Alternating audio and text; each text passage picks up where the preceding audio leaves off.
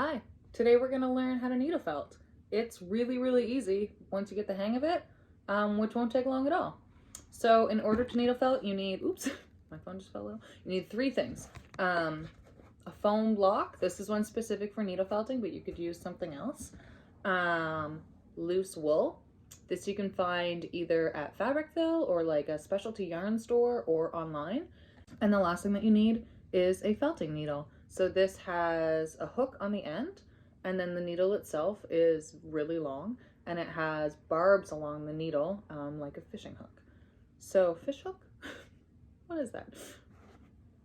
Okay. So when you're needle felting, what you're doing is using the friction and heat from the needle in order to bind protein that naturally appears in wool together to change it. So you're creating a chemical reaction. So I'm gonna start small. You can always start small and then add to it. I think that's the easiest way to go. Any bumps or lumps or different shapes that you find that you don't want, you can work those out as you go. It's no big deal. So I'm going to just wrap this up like 3 or 4 times around itself. Actually 5 times. Let's do 5 times for good luck. And then hold it down with one hand, and with the other hand, I'm just gonna stab the wool over and over and over again. So as I'm doing that, the needle is sinking down into the foam, which is why you have this, because otherwise it would hit the table and you wouldn't be able to felt. You wouldn't be able to cause the reaction. You can go as fast or as slow as you want. It doesn't matter. I've been doing this for a while, so I tend to be speedy. You will always stab yourself while needle felting at some point by mistake. It sucks and it hurts, but it's kind of just, you know. You can see with just that little bit that I did right there that it's starting to attach. I look like a scientist, and that's okay. It's starting to attach to itself. You can see also here that there is an end, like a loose floppy end that I don't want. So what I'm gonna do is just with my finger fold that over and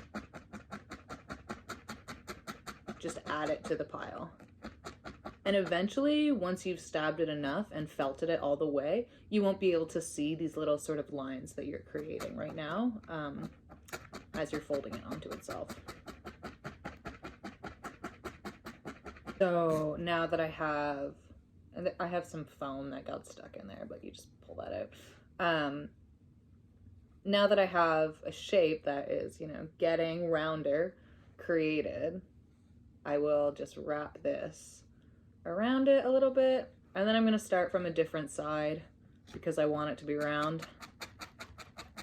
And you just keep going until you get the desired effect or the desired shape or image. Another way that you could needle felt is by using a piece of felt. You can buy this like by the meter at Fabricville, or oftentimes you can buy it at the dollar store, and you just lay it onto the foam that you're using.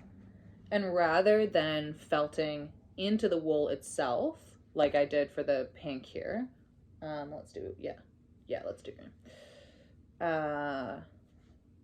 I'm gonna create an image on the felt that's pre-existing. So it's essentially a canvas that you're giving yourself. So oftentimes I've done this if I want something flat, right? Because otherwise you're making something 3D.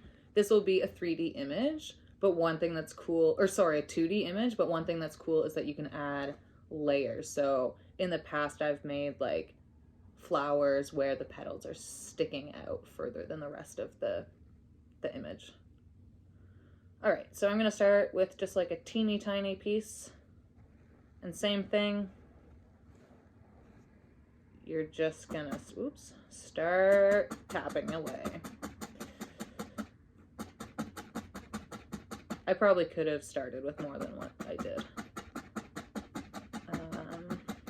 So basically what I'm doing is just felting it into, you can see it's like already starting to be stuck in there. Be felted is what I'm trying to say.